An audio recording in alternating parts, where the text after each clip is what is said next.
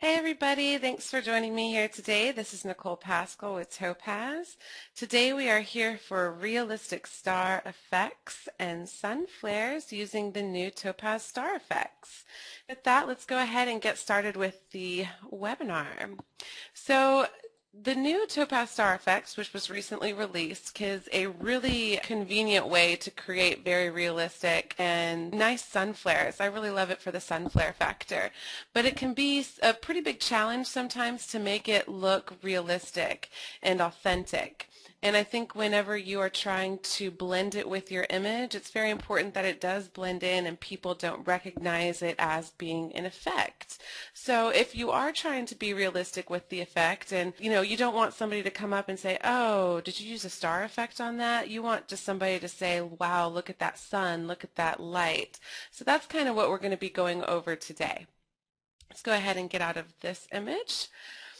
Now, we've already gone over this image in a previous webinar, but I did want to show anybody who was not there the before and after. We won't be going over this today unless maybe we go over it at the end. Here's before. What we did with this image, we wanted to really bring out the sun, have some of those rays stand out a bit more. You can barely start to see some of the rays already there. You only see them on the top here coming through the clouds. And then we wanted to highlight the silver lining of the clouds because it's just really beautiful light coming over these clouds, and take the reflection in the water and give it a really beautiful glow just to make it pop a little bit more. And that was easily achieved within Star Effects. Here's after. Again, before and after. And we are going to go ahead and take a look at an image very similar to this one to start off with. So let's go ahead and look at this image. And this is the one we're going to be going over here first, because this will offer us several different things to work with, not only the sun, but also a little bit of a glow factor and the highlights in the clouds. So let's just first make a copy of our background and then hop on into Topaz Star Effects. This is not going to be an introduction, but I am just going to introduce those who might not have been at the introduction webinars to the program really quickly. It is very similar to our current interface that we've been working with our presets over here on the left, preset preview up top, our main preview area in the middle, and then our navigator and adjustment panel over here on the right. With the presets, all you have to do is scroll down until you see something that you might like. So if we are working with a sun flare first, perhaps I'd use this sun flare too, click on that. This would pop up over here, then I just have to make a few adjustments to make it work with my particular image if this is an effect that I enjoy. Down here I have the ability to save, delete, import, and export. The save and delete are for your user-made presets, and then import and export are for your sharing. So if you want to share with people or put them onto your other system where you also have a Topaz Star Effects. In the menu you can enter your key, you can change some preferences like turning off the tooltips that pop up. Once you know the program, you no longer really need those. You can also get to your user's guide and the tutorials page from here as well. In the main preview panel, all you have to do to see your before is click on this tab up here on the left, before, and then after. You can also use your left mouse button and your spacebar key. So lots of different ways to do that. You can also look at the before and after in the split screen mode, your before on your left, your after on your right. That was this icon up here, the split screen icon, that allowed us to do that. The preview navigator, all you have to do is zoom in or zoom out of your image and you start to see what's going on. The red box tells you what you're looking at and you can move that around. You can also press fit to get fitted into your window, and then you can press 1-to-1 to get to 100%. The undo and redo buttons, pretty self-explanatory. They do not work with the add and remove brushes though, so that's something to be aware of. They only work with all of the sliders at this point. We also have a snap feature. The snap feature is going to allow you to take snapshots of the adjustment panel as you work, Let's say we make this really beautiful sun flare for this image and I want to apply it to several other images. That's when I would save my preset. But if I just wanted to look at all of the different shapes and sun flares that I make along the way, I can take 10, 15, 20, up to 99 snapshots and then toggle through all those for this particular image. They do go away after you get out of the session though, so that's something to know about as well. Reset all sets everything back to default of no stars, and then apply allows you to apply several different star effects in one session. So that's what we're going to do here. We're going to just go over that workflow. Press OK to get back into your host program. And let's get started. So I am going to start off with that Sun Flare 2 preset. Let's work first on our sun, and then we'll work on anything else that we want to work on. So again, let's the Sun Flare 2. It's best to look at your image at 1:1, 100%, because that is going to tell you exactly what it looks like. This is really important for, I'm actually going to that Sun Flare 3 now. It's really important for images that are quite large and you're looking at maybe a 12.5%. It's going to look much more heavy in that preview than when you process it back to Photoshop, for example. So if you look at it at 100%, you'll know exactly how it's affecting your image. So that's kind of an important thing to know. All right, so when you press Sun Flare 3, it's affecting the sun pretty well. It's pretty well centered on it, but I noticed right away, because of my ring flares here, that I have several different flares occurring, and I only want one. So my first step here is to go into my mode. Right now I'm in combined, which means that I'm looking at my base image as well as the effect that we're applying to the image. So if I go to my stars only mode, I'm going to see just the stars, and this makes it really obvious that we have several different effects happening, several different flares. So all I need to do is come to my remove button. I'm going to leave my brush size pretty small. We'll take it up just a notch or two. And just start coming in towards the middle and hopefully start erasing. I don't want to erase all of them though. There we go. We still have 2 left. You can tell by the double ring flare here. No, it's kind of difficult, but when you have a really strong sun like this, the program is identifying several light points within that sun as your, there we go. So now we just have one. It's identified several points within the threshold that was chosen for this particular preset as being light sources. So that is why that worked out like that. But let's go ahead and go back to the combined mode. Okay, so now you can see that it is centered on the really bright sun right above the clouds, and that's looking pretty good in positioning. And now I want to move on to the rest of my adjustments. This obviously does not look very realistic at this point. Some of the things that you want to really watch out for when you're trying to make an authentic looking flare from your sun is not only the color coming off of it. So right now we don't have a very realistic color coming off of this sun. It turned quite magenta, and that's because the light source, the pixel that it's coming from, has a bit of a magenta tint. So that is why it's like that. So we will solve that in our color adjustments. You also want to watch out for what's happening here. This center is actually covering the entire light source, and it has become very obvious that we're placing this in. So we want to make sure that it integrates really well and blends really well. And another thing is, with a lot of these sun flare presets, there's this pretty heavy ring flare going on. So you want to make the choice as to whether you want that ring flare to go away, and if you do, whether maybe it's a bit too strong or a bit too heavy for this particular image. So let's just keep with this particular star at the moment, but if you do want to change star types, you can easily do that by coming in here and going, let's say, to the burst star. Okay, and then it goes into a burst star. This really isn't a great sun effect, to be honest. The ones that are the best sun effects for me, or sun type of stars that I have found, has been the Hollywood star, because it starts to look like rays, and you can really work with this middle, but you can tell right here just with the choosing that these start to look like rays, and you can really blend that into your image quite nicely. The traditional star, which we were at in the beginning, going from one ray to the next, it starts to have a little bit of a glow, and that starts to look like traditional rays coming off of the sun as well. Another one that I've been noticing works quite well is the vector star. Again, we will have to go in and change the middle right here, but right now I'm just looking at the rays, and it just becomes a more natural type of star.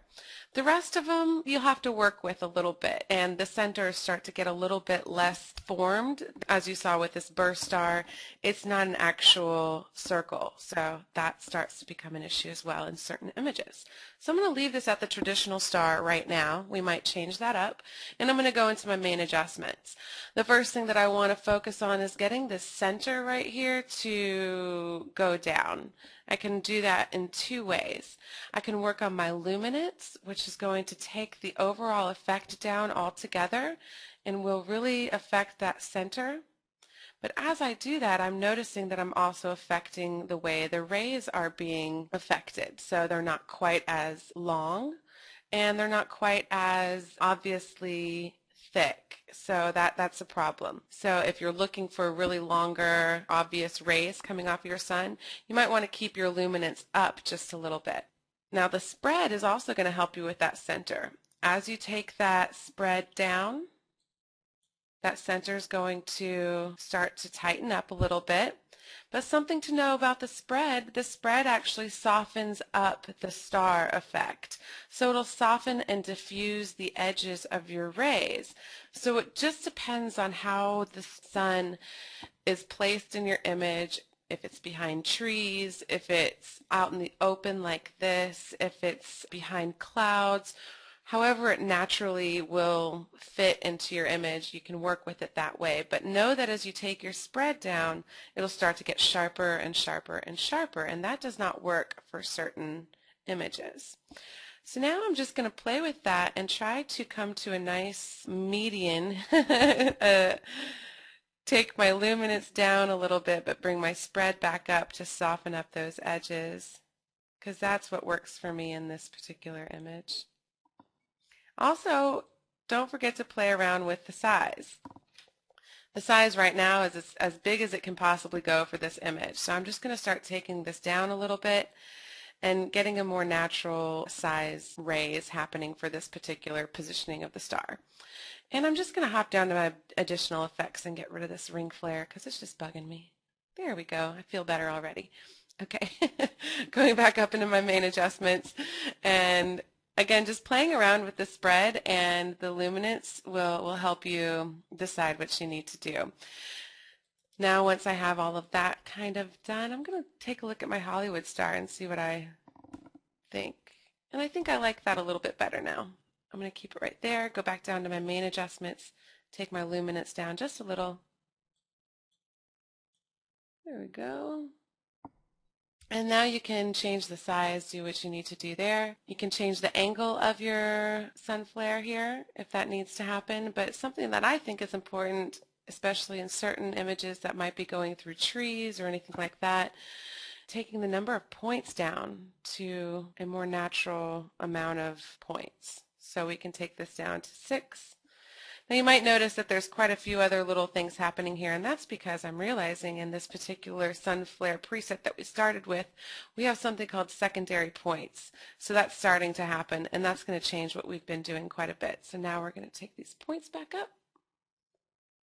There we go. I thought it looked a little too sharp. And I'm going to take my luminance a little up again. And now I can take my spread down. Now I feel better. The angle as well, you can change that. I'm just going to try to go along with the natural light rays that are happening here. And I feel like I'm starting to get there with this particular one.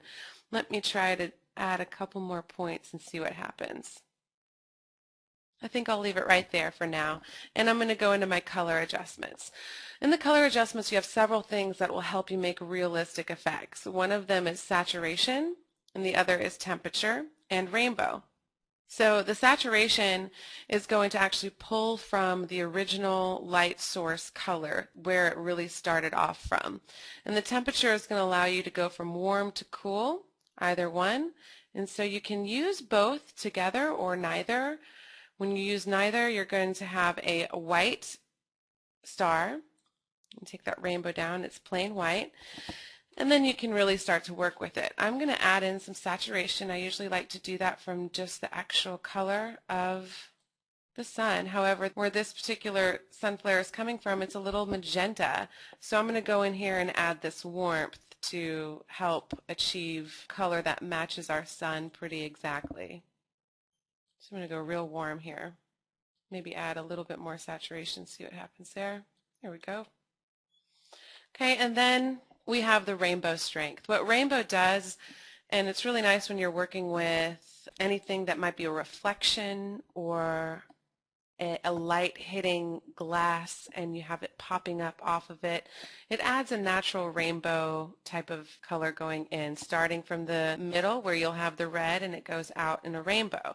Then you can increase the rainbow frequency, but I'm really not going to use that in this particular sun flare too much. Maybe come down on my rainbow strength.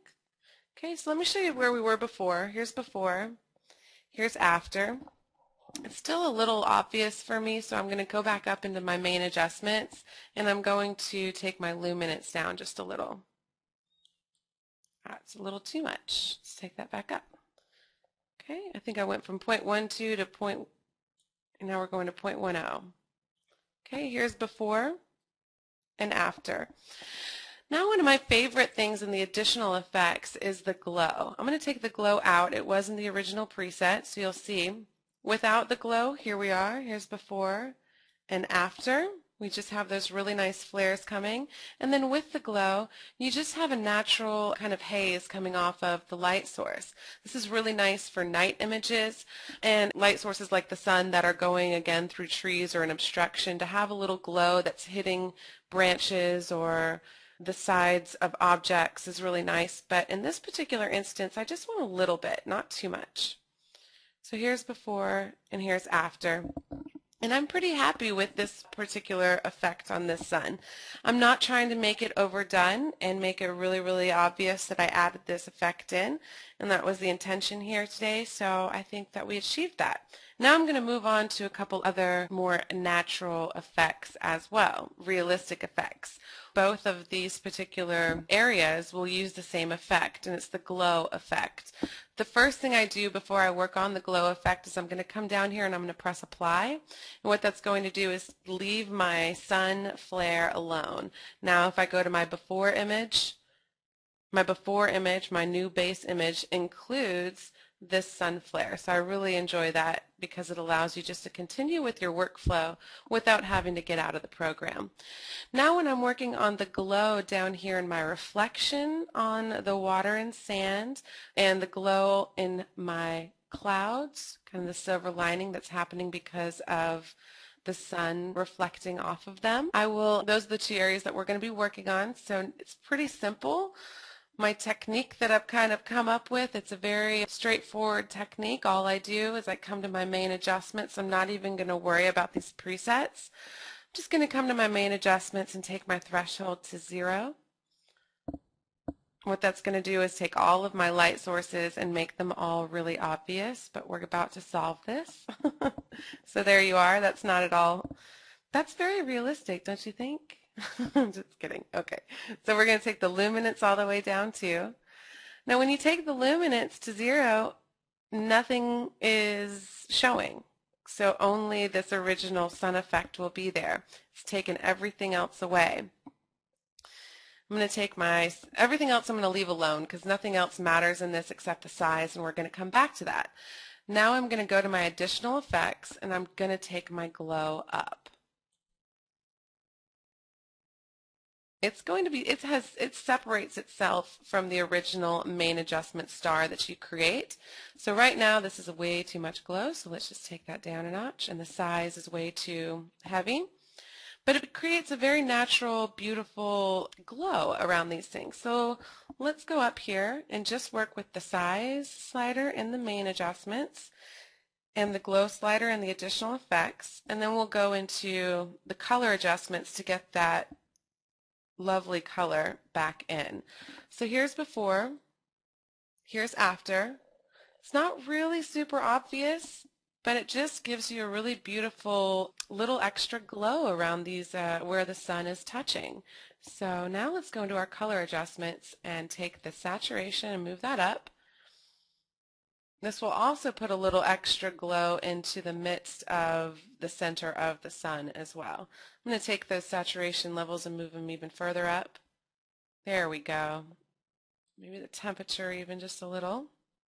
Now I'm going to take the main adjustments, just work with the size and the glow slider. I'm going to take my size down, but then I'm going to take the glow and move that up so it's a little bit brighter, but it's not so diffused with that size. Okay, and I'm almost done. And that is the workflow of getting a very natural effect in an image in several different areas within your image, all during the same workflow. So let me show you a before and after of the glow. Here's after. We could work on this a little bit more and have this not be so glowy, but for now, let's be done with it. Just press OK. And I want to show you some other types of star effects that come up off of lampposts at night and really work with those as well. So here's before, here's after, again before and after. So hopefully you've learned a few things that you should kind of watch out for when trying to create really natural effects with this sun flare type of enhancement that you can do with Topaz Star Effects. Oh, I want to show you this first.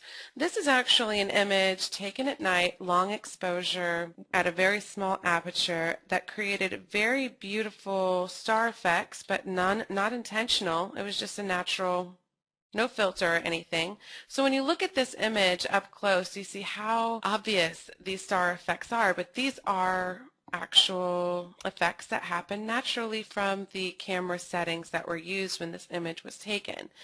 So what I wanted to do with the next image was use this type of star. You can kind of see it's very similar to the Hollywood star within the star type in Star Effects.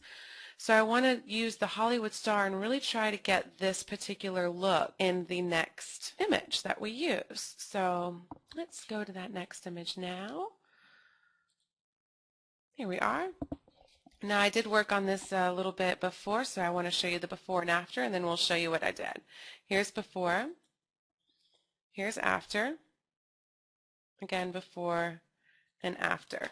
And if you scroll in just a little bit to this image, you'll see that they do have that same type of effect of going out in really thick rays from the center that start to diffuse at the end and just keep getting thicker. So we were able to create this look pretty easily. So now I'm just going to get rid of this background copy and make another background copy. One thing about Star Effects is when you take an image in, it can only recognize so many points of light as light sources. So if you take an image in like this that has only a few actual, not a few, quite a bit actually, but many light sources, but then they are reflecting heavily off of some sort of object or water or anything like this, it's going to not recognize some of these light sources because these reflections might be brighter, and it might trick the program into thinking, oh, I should recognize this as a light source and not this. So if we took this particular image, just as an example, let me take this in real quick without making a selection.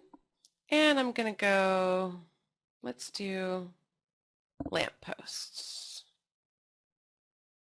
Okay, so this is the lamppost. It's obviously really blown out right here because there's so many light sources in here. But if I go into my main adjustments and I take my threshold down, which as you move to 0 should actually be adding more and more light sources into your image, you'll see down here at the bottom, but more importantly up here at the top at the lamppost, it's not being recognized as a light source because there's so many other brighter light sources within this image. It only recognizes a certain number. So to get around this, kind of work around this issue, I like to go in and make selection. So all I'm going to do is I'm going to select the area that I want to have as my light area that I will be working with my light sources, and I'll take this in on its own. And now when I look at my lamppost, you'll see that these lampposts over here were recognized as light sources. So that's just a little trick to show you.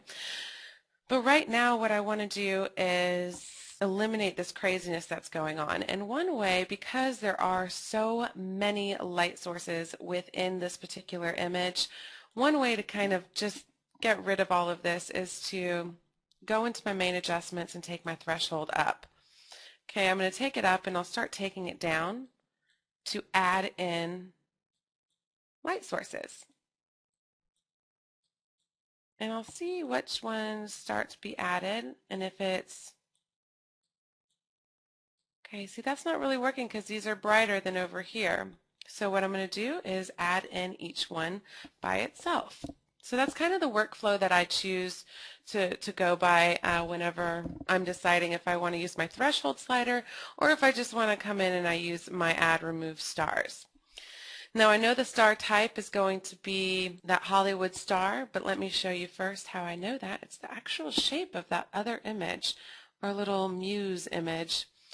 Okay, so this is the traditional star, which is not what the shape of that natural star that was created in that house image was looking like. This kind of goes to a point at the end, and I want it to flare out at the end and diffuse itself. And I know by experience that the Hollywood star is what I'm looking for. Now right now this isn't the right settings for this star at this point, but it is the right shape.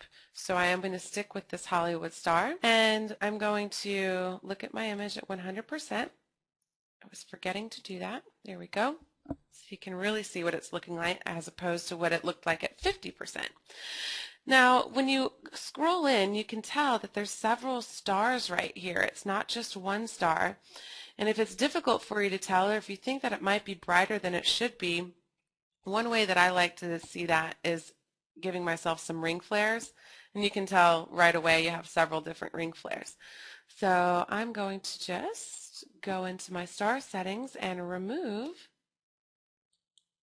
some stars until I just have one. All right, now I'm back down to one, and that's what I'm going to go through here for a few stars, and then we're just going to go through creating them. Okay. Okay, that added a couple stars. One reason that it's adding more than a couple stars is because when you click right in the middle of these light sources, it will take all of the pixels that this brush encompasses. Now, this is version 1. I am going to try to get this brush to go down, but right now the brush size, the smallest you can go is 10. So it's going to take in a lot of light within those 10 pixels, and it will start to just be way too much for certain areas, such as what you're seeing now. So I'm going to add in just a few more on these really bright light sources. Okay, and I'm almost done. Now I'm going to go into my remove, go into my stars only, just do a couple quick cleanup things, just my stars aren't all super bright like this. So not only are you seeing the realistic part of how to do this, you're also seeing some workflow tips, so I hope that helps. Let's see here. There we go. Let's take it away. There we go. Okay, we're starting to get somewhere now. And everything else I'll just kind of leave I'm happy with. So now I'm going to go back to my combines and work on the actual realism of the stars. I'm going to take that ring flare out now that I have used it for its purpose in this. Go back to my main adjustments, and I'm going to start taking my luminance down first. It's way too bright for a realistic star effect. So as you take that luminance down, you'll notice that with the Hollywood star, the edges of the spikes will start to become more and more translucent. And that's what we were seeing in the actual image that had these stars, this type of star in it. So that's a good thing.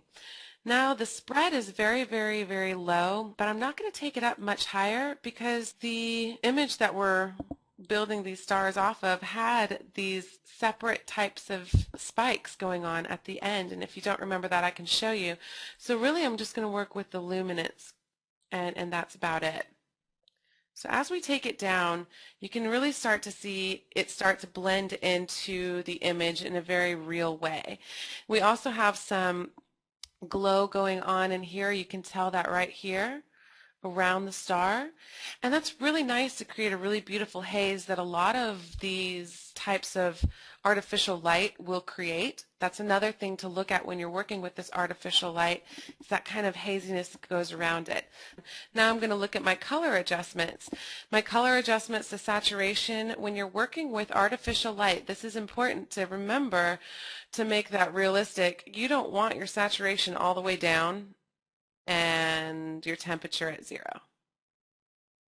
Unless you're working with a black and white image, you rarely have a perfectly white star coming off of your light, unless of course you're working with a very, very bright white light. But in artificial light, you tend to have some sort of color in there. So the color adjustments are really important when trying to make realistic stars come off of artificial lights like these. What I like to do is first work with my saturation, because I think that the saturation is really beautiful when you're working with several different types of artificial lights like we have here. Here we now have a more yellow star, we have a more red type of star, more magenta-esque. We even have some blue down here. So you can work with it like that and just continue to have that saturation.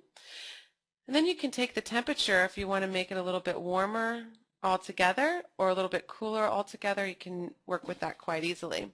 You can also work with the rainbow frequency to get a little bit of a more natural type of rainbow type of thing happening within the spikes. I'm almost happy with it. I just want to take my luminance a little bit further down and my size just a tiny bit down.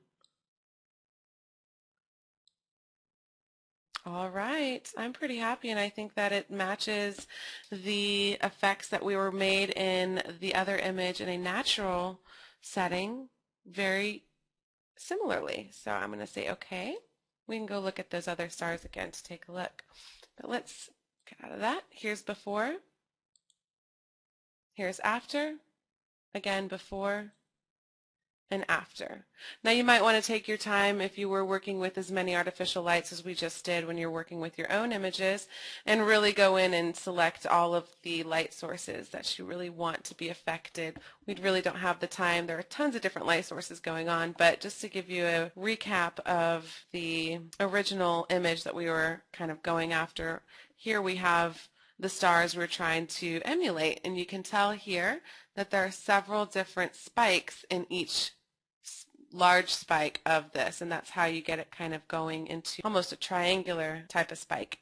It's very interesting. So I hope that gives you some ideas on how to work with both artificial light and natural light sources, on what to look for when you are trying to make a realistic and non-artificial looking effect. Now sometimes you are adding in a more graphic star to a composite, or you really want that effect to be noticeable, but when you're trying to work with a natural setting like this, a natural landscape, a natural scene, where you don't want a viewer's first or second thought to be, wow, is that a fake star that you added into your image? You really do need to watch out for a few things when you're placing it into your image. So I hope this gives you some ideas on what to watch out for and how to easily create a pretty authentic looking star and sun enhancement. So with that, I'm going to turn it over to you guys for about 15 minutes. I'm going to look at these questions that are coming through. Nancy asks, can you have a star where the image has little or no light? Nancy, yes and no. No, because the program will not automatically recognize, for example, the program for this image right here. Let's get rid of this background copy, take this one in. Okay, so if we go to something like the lamppost, which is an obvious one, you can really tell which areas are recognized as light sources. When you take this threshold to 1, again, there's no areas that are recognized as light sources. As you take this down, the largest light source will be recognized first. You continue taking this down, and more will be recognized as light sources, the smaller, smaller, smaller. But when you take this down to 0, that is the max amount on this particular image that the program has recognized as a light source. You can't come in after that, come into your star settings, press add, and say add in this area. Here's, if you're not seeing my brush, any area where there isn't already a light source, that add isn't going to mean anything. The remove can only remove the actual stars that have already been created in those areas. So one workaround is to take in a smaller portion of the image. Another way to work with it is to just put a little paint drop on your image, or just paint something on your image. So I'm going to my paintbrush in Photoshop right now and do it as a bright white star.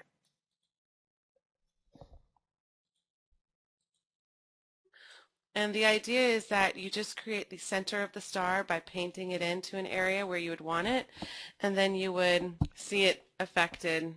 And now those 2 white stars that we painted in, you can see them right here. Where they were only just painted in by us, we can create them. It's kind of a tedious workaround in the sense that if you're trying to do a starry night sky, this is probably not the way to go because you don't want to paint it in necessarily. However, if you just want it, let's say on a piece of jewelry, and it's not getting that corner of the jewelry that you want to sparkle, it's not picking that up as a light source, then you could just do a very, very small white drop of paint on that area to create that light source. Nancy asked, what did I do so that the sun is not adjusting, but just the glows? Nancy, I hope you kind of saw that with the, let's go to a sun flare image. Let's go to one where you can really start to see it a little bit more, maybe the sun flare one. Okay, and look at it 1-to-1. So here it's pretty, you can't really see it because the luminance is down quite a bit, so we'll just take that luminance up a little. And so I can leave the star settings and the main adjustments exactly as they are, and then come into my additional effects and work with my glow specifically. And so now you see everything pretty sharply through the main adjustments because my spread isn't way too high at this point. And if I just take my glow up, it'll start to fill in around the sun, start to have a more natural type of glow directly from that sun source. Really soften up things as well. So I hope that explains how I did that.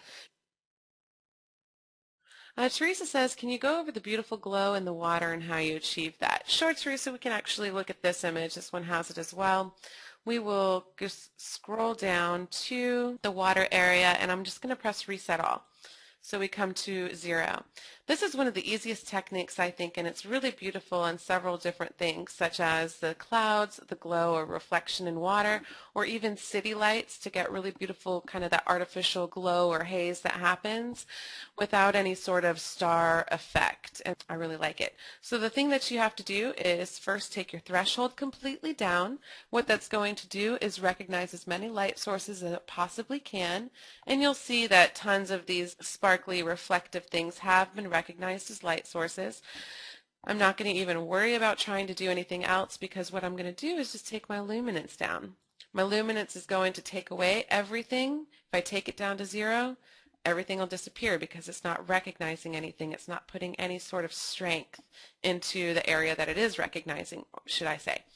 Okay, and then I'm going to leave my size kind of up at this point and go down into my additional effects, take my glow up. And what will happen, because my size is a little bit high, it'll be really obvious. And so this is just the glow on top of each other. Each little glow on top of each other is starting to get this very opaque look here. Now take the size down. Take it down to about 0.1. It's still going to be bright white. We're only looking at the water, by the way. We're not looking at anything else because I would end up taking it out of the sun area. But all I'm going to do now is come into my color adjustments, take the saturation up. So I'm pulling from the exact pixels of the light source. So here we're going to start getting this really lovely orange and yellow, goldish color coming up into the glow. So I can go really high with that and went a little too far. You can always tell when you go a little too far with the saturation because it starts to take on an artificial color. Okay, that looks pretty good. I'm going to go back into my additional effects. I'm going to take my glow up actually and take my size down. I'll tell you why, because I want it to really sparkle. Okay, take my size down. And that's the 3 different things that I worry about pretty much when I'm working with reflections. So here's before, here's after. Now that I see how little of a difference, I might take that up to about 0.08. Okay, here's before, here's after. So it really does start to make the reflections start to pop off just a little bit more. Here's before and after. Oh, let's see here. Mark says, when doing a selection, does it cut the effect on the selection or it diffuses out of the selection? It does cut the effect on the selection. So, for example, if we cut this sun out in one square and took it out, and then we made a really large sun ray, then you'd see a pretty obvious square cutout where the rays just stop on the square. So when you're thinking about the cutout, you want to cut out enough space if you have to go through that workaround. You usually don't for most images, but for some images it is something that you might want to do. For this one, you would, if you were again doing the sun, you would actually cut out a much larger portion around the sun than just the sun itself. So you'd have room to create those rays and then bring it back in and still have it blend naturally. Pete asked, tell me again why you wanted the ring effect. It does add a very realistic effect that does happen naturally to certain sun flares. So if you notice, certain sun flares have a very light ring effect. Also, there's a ring effect that happens off of artificial lights too, such as lampposts and those type of effects. So it's not a really obvious one all the time, but it is something that occurs with these effects. And you can just add ring effects. You don't actually have to add anything else. So let's say, for example, let's open up the alley image here. So this is just something we've worked on before, but to give you an example, let's just reset all, add a star effect to here and here. But then take my luminance down to 0. I can just add in glow to that effect, which is actually pretty normal to add into something like this with the artificial light. Here's before, here's after. You don't have to do a star effect. Then you can come in with your ring flare and add in very subtle ring flare, and that is why we added ring flare in there into the program, because this is something you see all the time on lights, before and after. So if you're interested in any sort of other lighting effects like this one without the actual stars coming off of it, this is something that you might be into as well. Stan says you cannot make that large of rays on an image of this size.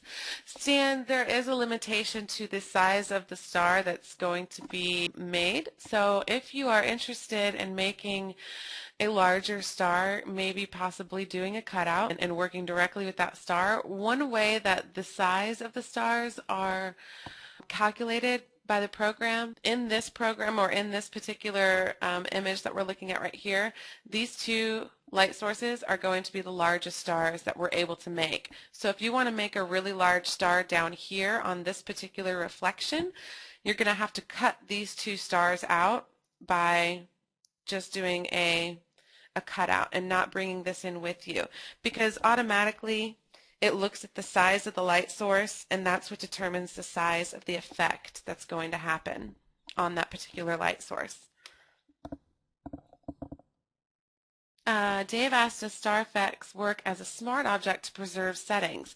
Yes, Dave, it does. It actually saves all of these settings except for your add, remove selections. So, saying that, with this particular image, what we did was only added back into stars. We took the main adjustments threshold to 1. So if I saved this, let's say test 2, I'm just going to press OK, and I'm going to press Reset All. And now if I go to my test 2, I'm clicking on it, but nothing's happening. And this is a problem that people have said, it's not saving, but it is saving. It's just not saving the add remove, because that's going to be different for every single image. So now if I come in and I add this star, it's the exact same star we just had. It's still all of the settings in here, and Smart Objects will do the same. Smart Objects is not going to keep the mask. It's not going to keep that add remove settings. So you will be able to come in and find all of your settings the same, but each time you enter, you'll have to add that back in because it can't keep that information. Don says, how do you get the before and after icon at the top of the screen? It's always there. All you have to do is just select the one that's unactive. And so now the grayed out one, that one is active. And you can see the before on your left, the after on your right. To go back and forth, you just click back and forth. Pretty simple. Carol says, how do you select just a section to work on? Carol, you can do that within your host program, just taking in a section of the program to actually go in. I just end up using the marquee tool in Photoshop just to grab a large area and go in. Because you don't want to be very exact about the selection, otherwise I would use something like Remask, but the intention is to leave enough room around the actual light that you've selected so the effect can be applied and then easily blended back in. So if I wanted to take in just these 2 lights on this lamppost, I would actually end up doing a selection that was probably from here to here. A pretty large selection, so I could play with my glow, I could play with the size, I could do all of that stuff and not worry that when I take it back into Photoshop, it's going to be obvious that it was selected out. All right, everybody, thank you so much for attending. Take care, and I'll talk to you soon. Bye-bye.